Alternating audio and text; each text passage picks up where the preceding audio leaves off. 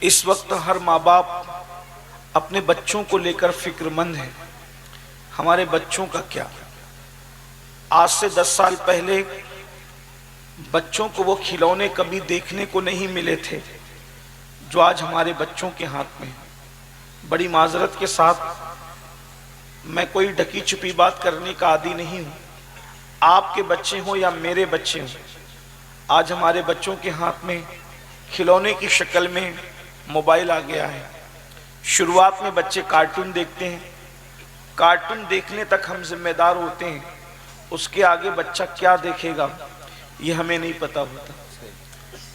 Internet کا جنگل اتنا بھیانک اور خطرناک ہے کہ ایک انگلی کا بٹن انسان کو جنت کی وسعتوں سے لے کر جہنم کی کھائیوں تک پہنچا سکتا ہے۔ موبائل نے آج وہ دن دکھایا ہے کہ اگر آج 16 17 سال کے لڑکے اور لڑکیاں زنا میں مبتلا ہے تو اس میں بہت حد تک کا حصہ انٹرنیٹ پر جو موبائل کے اندر مناظر ہے اس کا ہے۔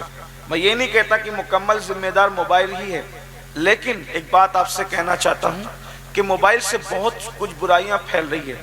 میں موبائل کا مخالف نہیں ہوں، میرے پاس بھی ہماری ضرورت بن چکا ہے، لیکن آپ سے پوچھنا چاہتا ہوں آج ہمارے بچے موبائل کی وجہ سے زنا کی طرف جا رہے ہیں۔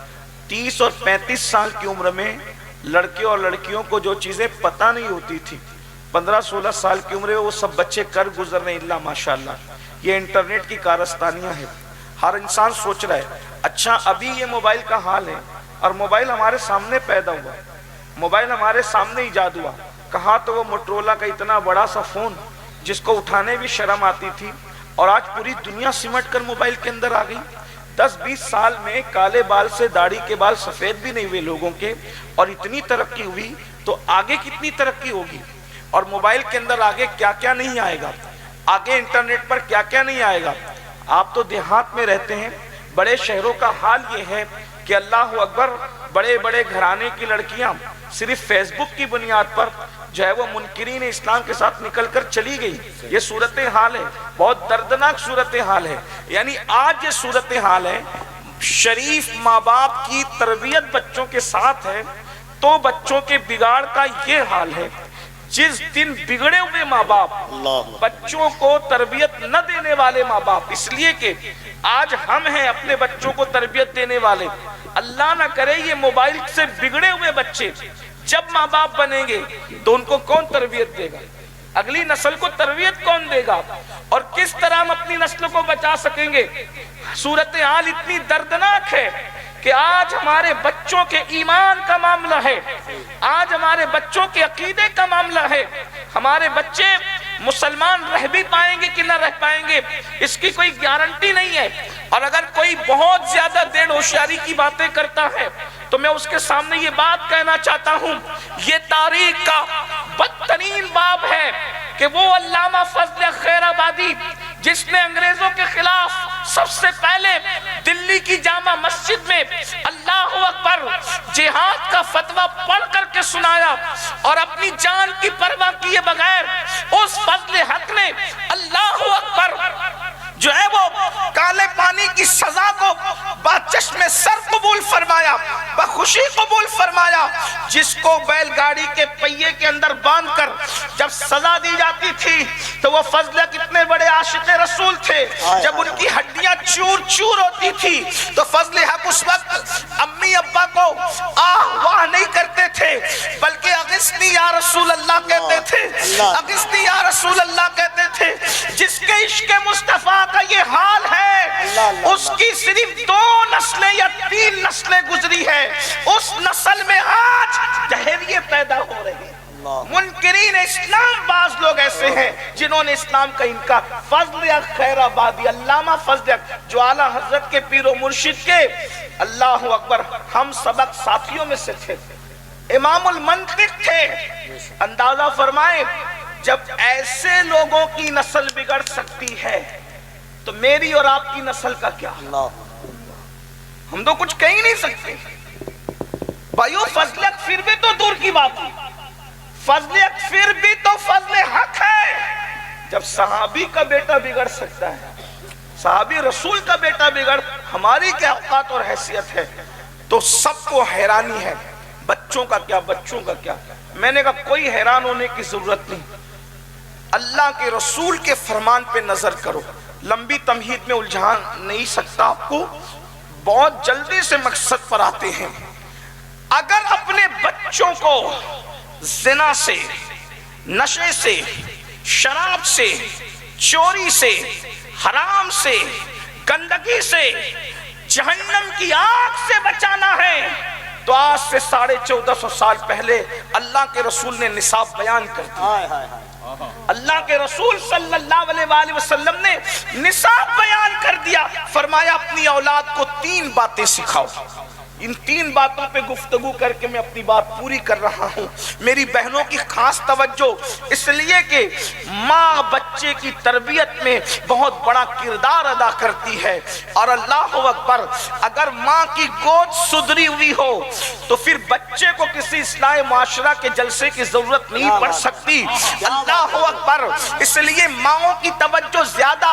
اللہ کے رسول صلی اللہ علیہ وآلہ وسلم نے ارشاد فرمایا اپنی اولاد کو 3 باتیں سکھاؤ۔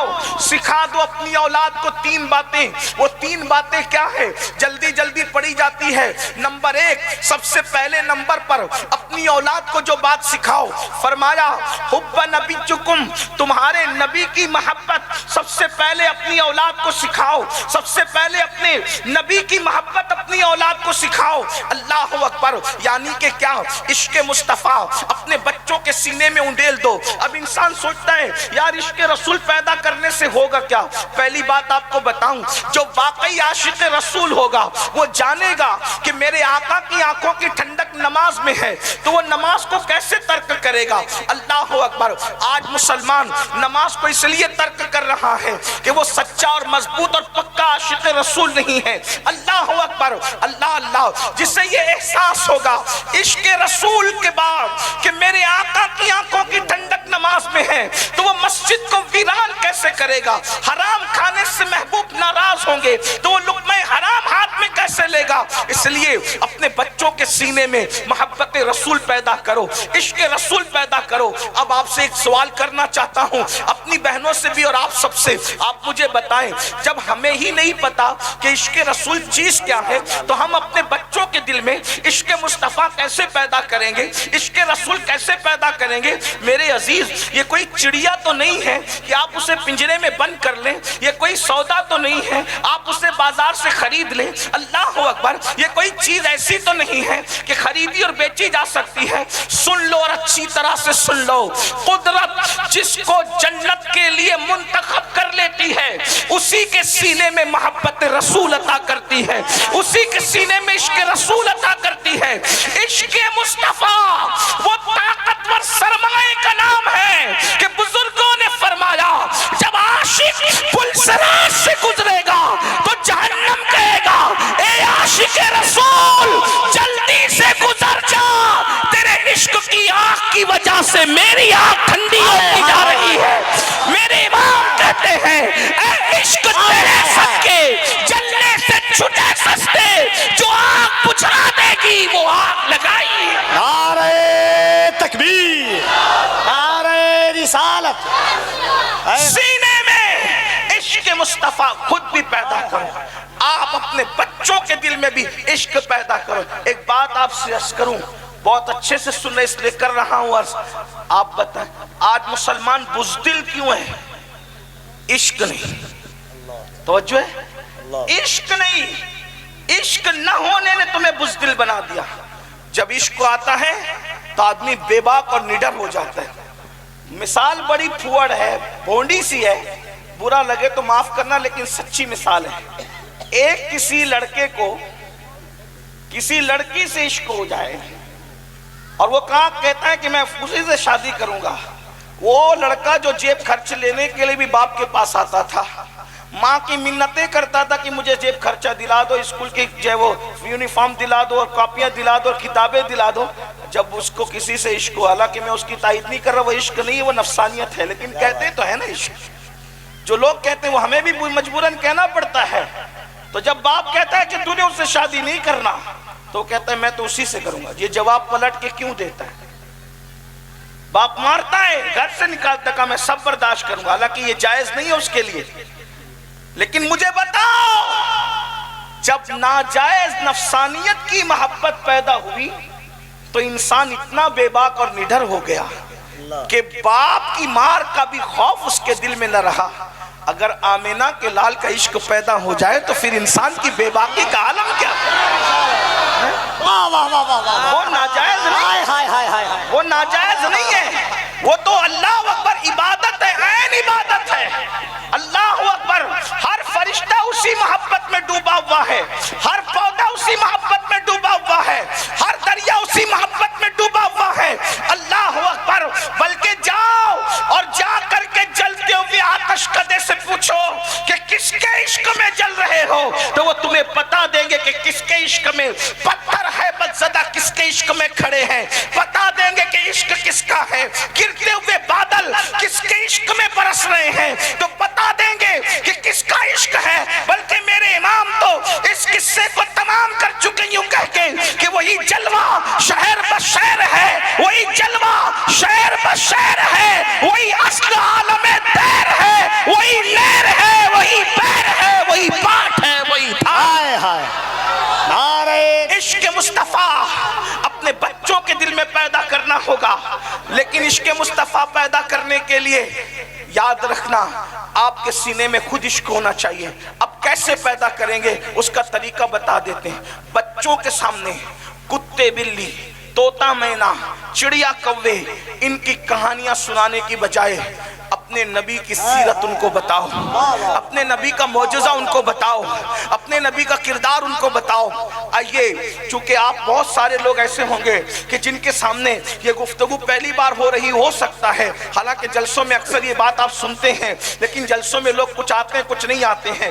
کیسے بتاؤ گے اپنے نبی کی زندگی؟ میں ایک خاکہ آپ کے سامنے اشارتاً دے دیتا ہوں تاکہ جو لوگ میری طرح ان پڑھ بھی ہوں تو ان کو بھی کچھ یاد ہو جائے، اور جو پڑھے لکھے ہیں وہ مطالعہ کر لیں کتابوں کا. آئیے، نبی کی زندگی کیسے بتاؤ گے اپنے بچوں کو؟ تو دیکھیے اس طرح بتانا کہ بیٹا جب وہ پیدا ہوئے تھے نا تو آسمان کے سارے فرشتے ان کے دیدار کے لیے زمین پر آ گئے تھے. توجہ فرمائیں، لوگ کروڑوں پیدا ہوئے، کروڑوں مر گئے، لیکن کسی کے لیے عرش والے فرش پر نہیں آئے. حضرت مولانا سید اعجاز کامتوی نے بہت اچھی بات لکھی ہے، کہتے ہیں دیکھو کون آئے ہیں، آمنہ کے آنگن میں رحمتوں کے سائے ہیں. آمنہ کے آنگن میں پاؤں پاؤں چلتے تھے مصطفیٰ، فرشتوں نے اپنے پر بچھائے ہیں. آمنہ کے آنگن میں ایک اچھے کی خاطر، سب سے اچھے کی خاطر، ایک اچھے کی خاطر، سب سے اچھے کی خاطر اچھے آئے ہیں. آمنہ کے آنگن میں آج اچھے آئے ہیں. آمنہ کے آنگن میں وہ آئے، فرشتے زمین پر آ گئے، وہ آئے، زمانے میں اتحاد ہو گیا، وہ آئے، دنیا میں انقلاب آ گیا، وہ آئے، انہوں نے پرندے کے حقوق عطا کیے، وہ آئے، انہوں نے جانوروں کے حقوق بتائے، وہ آئے، انہوں نے ماؤں کے حقوق بتائے. اللہ اکبر. میرے نبی نے ماں کو اتنا بلند کیا ہے، ان سے پہلے اور ان کے بعد کوئی ماں کو اتنا بلند نہ کر سکا. اللہ اکبر. ماں جب پیدا ہوئی بیٹی کی شکل میں تو اس کے ماں باپ کے لیے جنت ہو گئی. ماں جب دلہن بنی بیوی کی شکل میں تو شوہر کے لیے جنت ہو گئی. اور جب ماں کا اصلی روپ سامنے آیا تو میرے نبی نے جنت کو سمیٹ کر ماں کے قدموں میں رکھ دیا. الجنت تحت اقدام امہاتکم. جنت تمہاری ماؤں کے قدموں کے نیچے ہے. ایک بات بتائیں، جنت کہاں ہے؟ جنت کہاں ہے؟ جنت کہاں ہے؟ جنت ہے سدرۃ المنتہا کے اوپر. یہ اختیارات مصطفیٰ ہے. جو جنت آسمان پہ بیان کی جا رہی ہے اس کو نبی سمیٹ کر ماں کے قدموں کے نیچے رکھتے تھے. کیفیت کیا ہے یہ تو اللہ جانے، لیکن حضور نے فرمایا جنت تمہاری ماؤں کے قدموں کے نیچے ہے. حضور نے ماں کو اتنا، اب یہ مائیں، جس نبی نے ماں بتایا، توجہ ہے، جس نبی نے ماں بتایا کہ ماں کیا ہے. میری بہن تجھے کوئی نہیں پیار کرتا. جب تو پیدا ہوئی تھی تو تجھے بیٹی کی شکل میں زندہ دفن کرتے تھے لوگ. جب تو بیوی بنتی تھی تو لوگ تجھے جوئے میں ہار جاتے تھے، اور جب تو ماں بنتی تھی تو تیرے ساتھ زنا تک کرتے تھے بچے، یہ تیرا حال تھا۔ لیکن یہ میرا نبی ہے، جب تو پیدا ہوئی تو فرمایا جس کے گھر بیٹی پیدا ہو اور وہ غم نہ کرے بلکہ خوشی کرے، وہ بیٹیوں کا باپ اور میں محمد جنت میں اتنے قریب ہوں گے جیسے یہ دو انگلیاں قریب ہے۔ سبحان اللہ، سبحان اللہ۔ بیوی بن گئی تو آقا نے فرمایا تم میں سب سے اچھا وہ ہے جو اپنی بیوی کے ساتھ اچھا سلوک کرے، تیری عظمت بتائی۔ اور جب تو ماں بن گئی تو کیا کہا؟ ماں کا چہرہ دیکھو تو مقبول حج کا ثواب، ماں پہ خرچہ کرو تو ہر خرچے سے زیادہ ثواب، ماں کے لیے دعا کرو تو ماں کی دعا کرنے پر تمہاری عمر لمبی ہو جائے تمہارے مال میں۔ جب نبی نے بتایا ماں کیا ہے تو اب ماں پر یہ حق ہے کہ ماں بتائے کہ نبی کیا ہے۔ ماں کو چاہیے کہ ماں بتائے نبی کیا ہے۔ اور یاد رکھنا جب رسول اللہ نے ماں کی انتہائی عظمت بتائی، انتہائی عظمت، تو ماں کو بھی چاہیے کہ وہ رسول کی انتہائی عظمت بتا دے اور اپنے بچوں کو بتائے کہ ہمارا نبی کسی کی طرح نہیں ہے، بلکہ امام کے لہجے میں یوں کہے سب سے اولا وہ آلہ ہمارا نبی، سب سے بالا وہ آلہ ہمارا نبی، اپنے مولا کا پیارا ہمارا نبی، دونوں عالم کا دولہ ہمارا نبی، حلق سے اولیاء، اولیاء سے رسول اور رسولوں سے اعلیٰ ہمارا نبی۔ سارے اچھوں میں اچھا سمجھیے جسے، ہے اس اچھے سے اچھا ہمارا نبی۔ سارے اونچوں میں اونچا سمجھیے جسے، ہے اس اونچے سے اونچا ہمارا نبی۔ وہ سر کھاتا